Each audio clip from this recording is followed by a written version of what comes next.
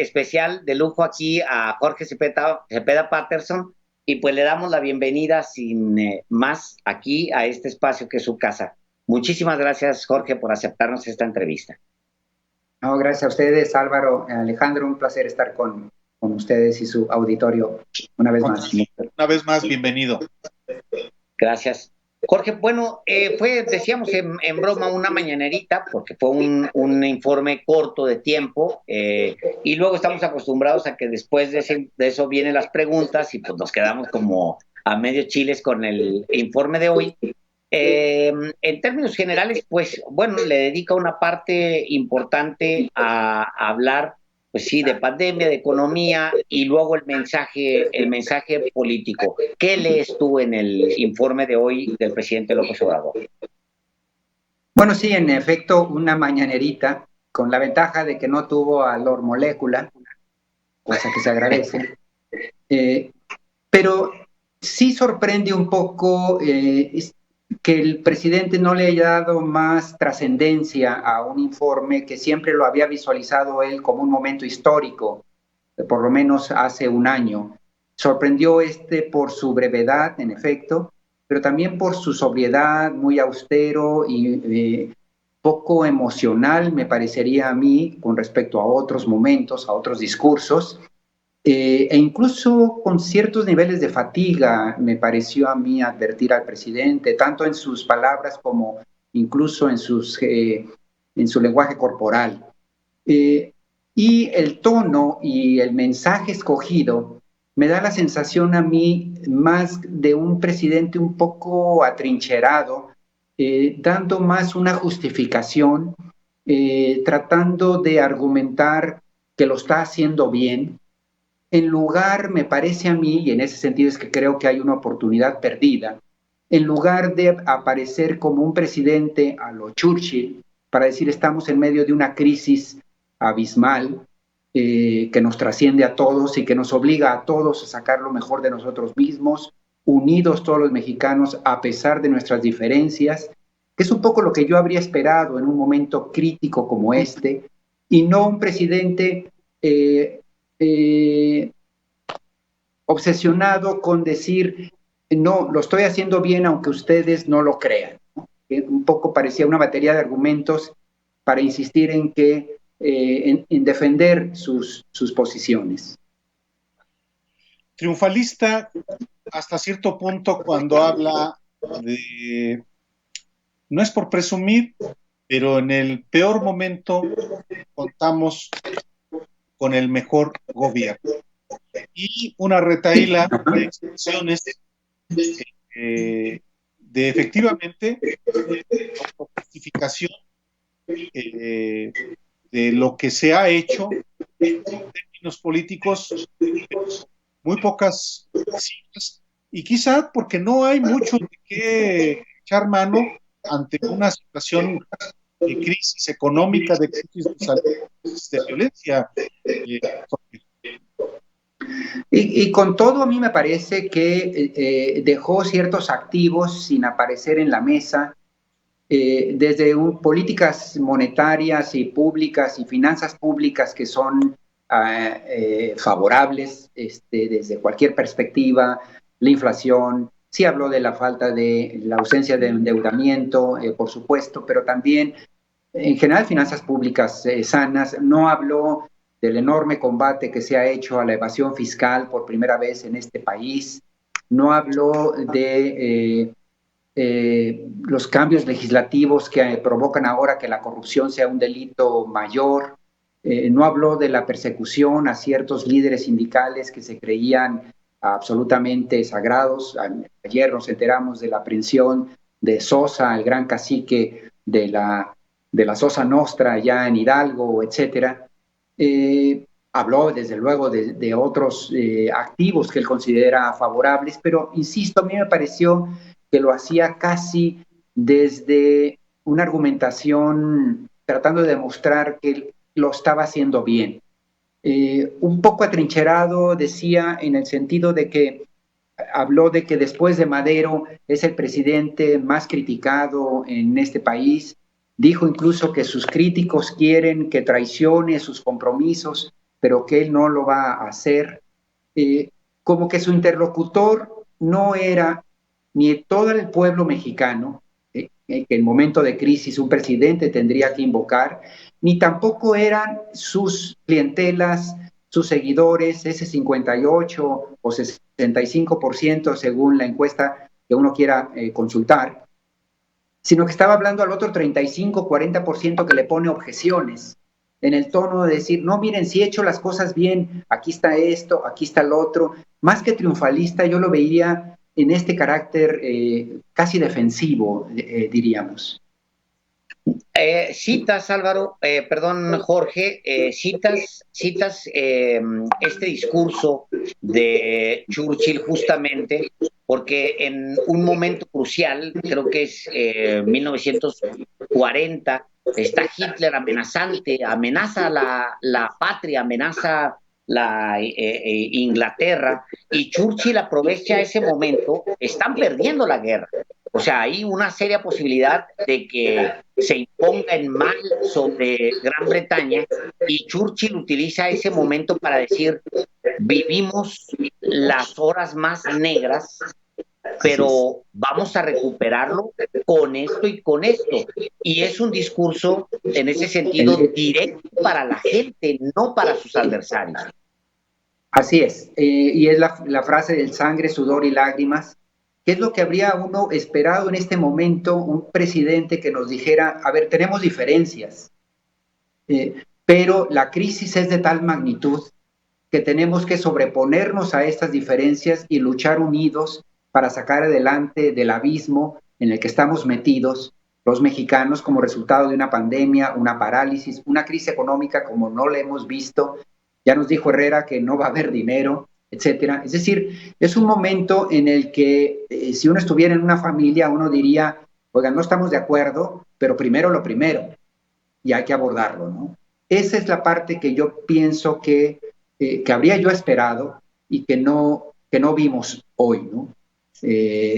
Y creo que sí, pues es una oportunidad perdida, porque del otro lado yo sí veo que hay muchos aspectos de este gobierno de la 4T que son para presumir, como también hay otros que son para cuestionar, pero todo en conjunto tendría que haber llevado a un discurso muchísimo más conciliador y más convocatorio, pues, del alma mexicana, ¿no? Y sin embargo, Jorge, ¿cómo tener un discurso conciliador? ¿Cómo convocar a la unidad si estamos en el inicio de una guerra electoral que ya es cruenta en la disputa por la nación?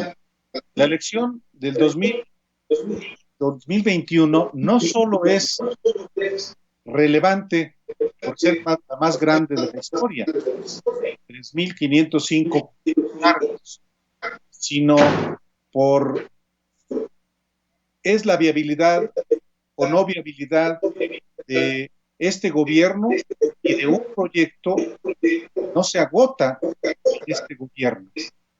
Y la oposición y el partido del presidente van a darse con todo. Ya lo están haciendo. No es el discurso del presidente, el discurso, la agenda de Morena para la contienda electoral. Quizá, ahora, yo pensaría que la mejor argumentación de López Obrador sobre la calidad de su proyecto político pasaría justamente por presentarse como un presidente líder para todos los mexicanos, que tiene la capacidad, digamos, de convocar, a pesar de las diferencias, a todos los mexicanos, y no la tentación de atrincherarse en un discurso de facción política para decir, mi facción es mejor que las otras que hay en el mercado. Cuando ya estás en el asiento del poder, cuando tienes la silla presidencial de tu lado, ¿no? Esa parte es la que me parece a mí que tendría que superar, pues, ¿no? Y hay un enorme riesgo en la posibilidad de convertirse simplemente en el líder de la facción más poderosa, que sería Morena. Allá hay un enorme riesgo. El día de hoy, Jorge, bueno, ayer empezaron las encuestas de aceptación, se publica la de Reforma, se publica también la del periódico El País, las dos muy contrastantes, pero el día de hoy se publican otras 3 encuestas. La encuesta que tiene El Economista, que le hace Consulta Mitofsky, la encuesta que le hace Buendía y Laredo a El Universal, y también la encuesta es El Financiero, es El Economista y es El Universal. Esas 3, en las 3, curiosamente, se confirma más la del País que la de Reforma. Bueno, esto ya es circunstancial. En las 3 hablan de un crecimiento marginal, pero crecimiento durante los últimos 3 meses del presidente. Pues al final mantiene unos niveles de aprobación altísimos. Estamos en una gran contingencia, ¿no te parece, Jorge? Sí, y además me parece a mí que el López Obrador está sentado sobre la madre de todos los argumentos.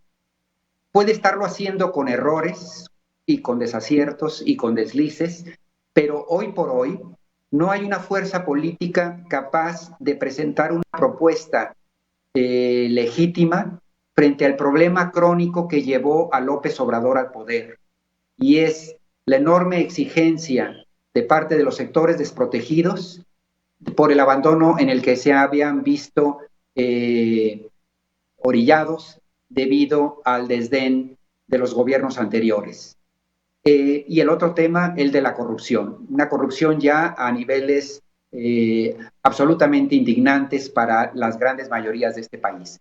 Mientras las fuerzas políticas antagónicas a López Obrador no tengan un proyecto viable, una respuesta legítima frente a este problema, no van a poder cobrar factura de los errores de López Obrador, porque hoy por hoy, insisto, sigue siendo su fuerza política, el propio López Obrador, Morena, aquellos que pueden ostentarse como los que están haciendo algo por los pobres de este país, los que están haciendo algo sustancial en contra de la corrupción. Y ahí me parece que es el aspecto nodal de la batalla del 21, del próximo año. Que en efecto hay errores del gobierno, el gobernar desgasta, pero al mismo tiempo no hay un proyecto capaz de capturar el resultado de esos errores y convertirlos en un antagonismo que se valide en las urnas o frente a la opinión pública, y es justo lo que estamos viendo en las encuestas. Y si no se ponen las pilas esta oposición, también lo veremos en las urnas. ¿Por qué voy a confiar otra vez en el PRI?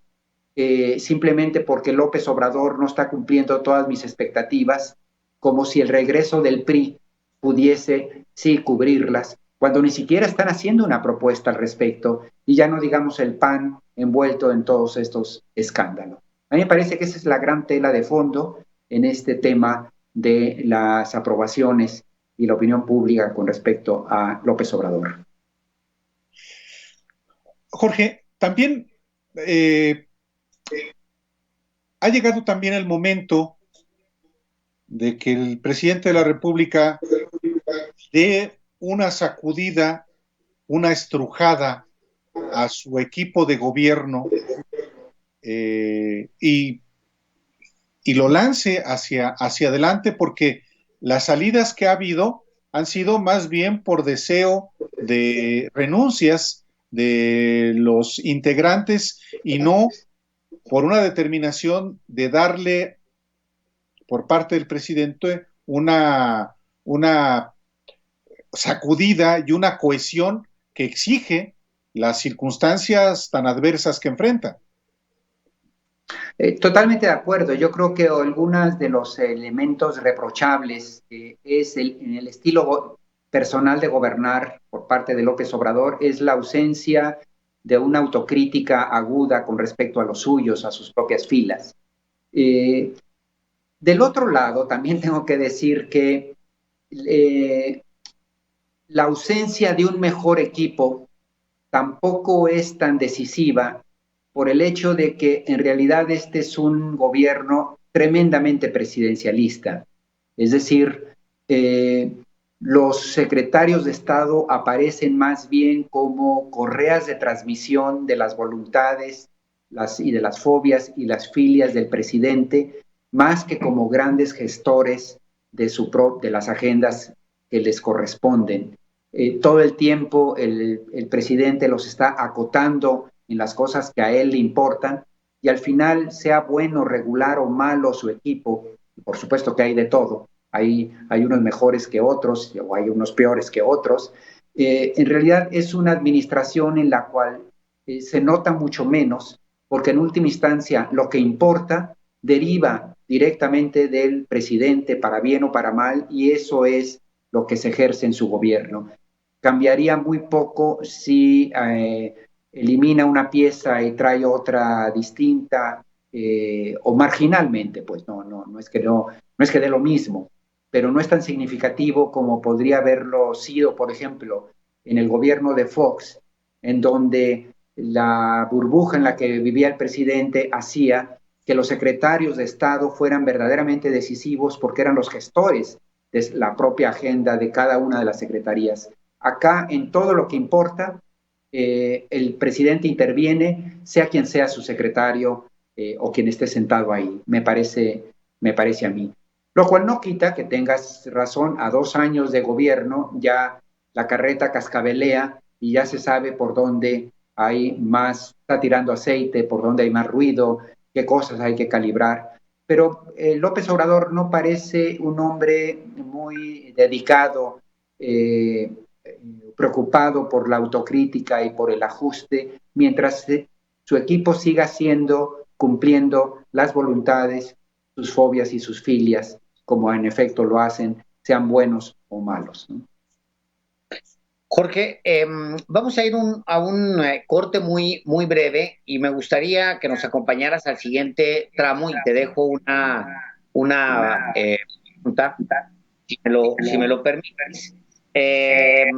Futuro, Jorge. El futuro, lo decía de alguna manera el secretario de Hacienda el viernes pasado, venía el secretario a plantearles a los diputados responsabilidad y les pone sobre la mesa la realidad. Y la realidad se refiere a 2021, que es, ya no tenemos guardaditos y, bien, estamos pasando por la peor crisis de la historia. Me gustaría mucho la lectura, y si te parece, vamos a un corte y volvemos aquí a los periodistas. Desde luego.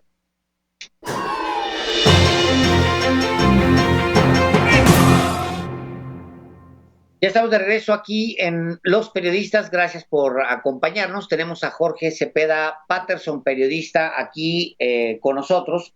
Y antes de irnos al corte, le preguntaba yo a Jorge cuál es su visión, cuál es la revisión que hace sobre el futuro en México, pandemia, economía, etcétera. Jorge Cepeda Patterson. Bueno, vienen tiempos aún más difíciles en cierta forma después de la pandemia, que es una crisis de salud, por supuesto, no hay nada peor, pero lo que se nos viene son las secuelas de estos confinamientos y estos parones de la actividad económica, ¿no? Antes que otra cosa, yo quisiera poner las cosas en contexto. Esto no es un tema exclusivo de México. Habría que insistir que incluso algunos países del primer mundo tienen tasas de crecimiento negativas estimadas para este 2020, similares a los de México e incluso en algunos casos peores, como Francia, como España y demás. Hoy decía López Obrador que por lo menos no tendremos el agravante de haber solicitado deuda en 2020 para tratar de reactivar la economía, problema que sí enfrentarán estos países, sobre todo en Europa, algunos en América Latina, Argentina, claramente, en el que encima de las paupérrimas estimaciones, tanto de este año como el siguiente, tendrán que enfrentar además un pago del servicio de la deuda muchísimo mayor al anterior. Es el caso también de varios países europeos. Es decir, este es un esquema que más allá de los aciertos o desaciertos de la 4T, el planeta en su conjunto habrá de experimentar el próximo año. Y México no es la excepción. Podría uno adelantar que dentro de los muchos cinturones que tendremos que apretarnos, desde luego la clase media y la clase alta van a ser los más afectados, toda vez que la intención de López Obrador, a mí me parece con razón, es la de la cobija, incluso achicada o corta, que tenemos, tendrá que recorrerse para tratar de apoyar, de proteger a los más a los más olvidados, a aquellos que viven al día, a aquellos que enfrentan directamente cara a cara y apenas a centímetros la miseria, ¿no?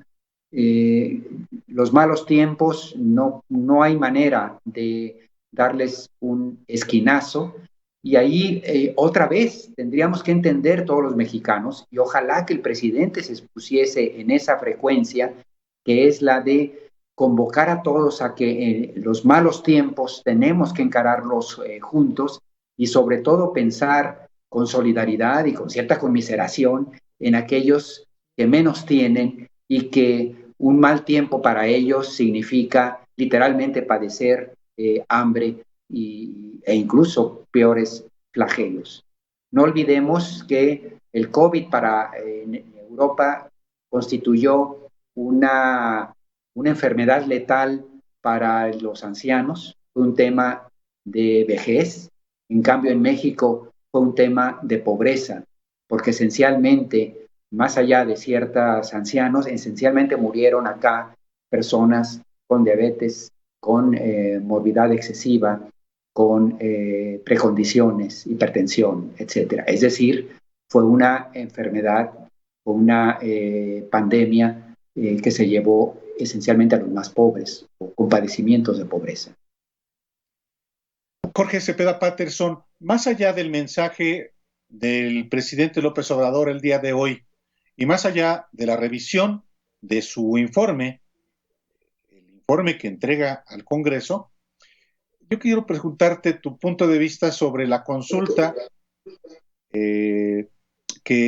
a la que está invitando el presidente, y que ya está encontrando, digamos, que un aterrizaje por la vía de sus simpatizantes, que tienen pues que recibir, hacer acopio de 1.800.000 firmas, o el propio presidente puede plantearla. ¿Tú qué opinas de consultar a la ciudadanía para someter a juicio a los expresidentes de la República?